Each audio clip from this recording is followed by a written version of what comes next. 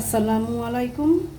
আমি এখানে সমপরিমাণ সরিষার তেল ও সয়াবিন তেল দিয়ে দিয়েছি। তারপর একটু গরম হওয়ার পর পেঁয়াজ কুচি, কাঁচামরিচের ফালি দিয়ে দিয়েছি, দিয়ে নাড়াচাড়া করেছি। তারপর আবার একটা টমেটো ছোটো ছোটো করে কেটে দিয়ে দিয়েছি। এখন একটু নেড়ে চেড়ে আদা রসুন বাটা দিয়ে দিব।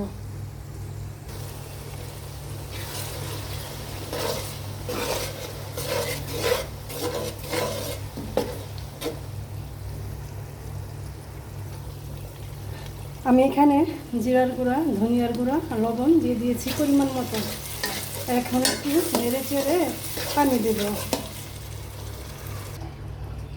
আর এই যে এটি হচ্ছে আমার শাহি গরম মশলার গুঁড়া।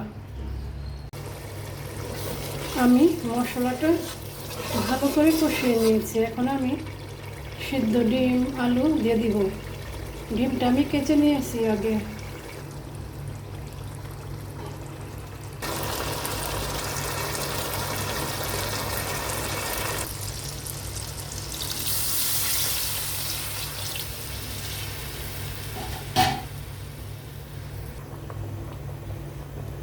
আমি অল্প পরিমাণে পানি দিয়েছি, যেহেতু আগে আমি ডিম আলু সিদ্ধ করে নিয়েছি, তাই অল্প পানি লাগবে।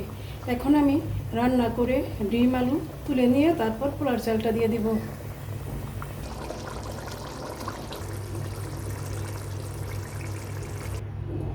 এখন আমি পোলার চালটা দিয়ে দিয়েছি।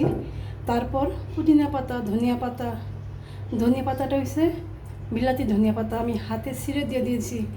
আর কয়েকটি কাঁচামরিচ ভেঙে দিয়েছি মাঝখান থেকে। আর সামান্য পরিমাণে লবণ দিয়েছি আবার।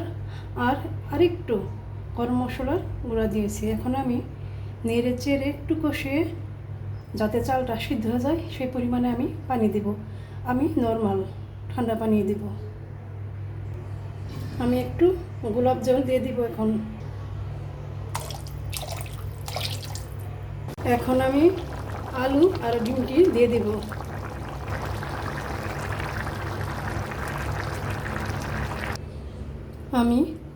আমার ঘরে ছিল পেঁয়াজ বেরেস্তা ফ্রোজেন, সেখান থেকে কিছুটা আমি পুরো দিয়ে হয়ে গেল আমার ডিম আলু দিয়ে সুস্বাদু বিরিয়ানি রান্না। এই বিরিয়ানিটা খেতে অসম্ভব মজার। আপনারা আমার মতো করে রান্না করে খেয়ে দেখবেন, আশা করি আপনাদের ভালো লাগবে। তো আজকের মতো এই পর্যন্তই। আল্লাহ হাফেজ।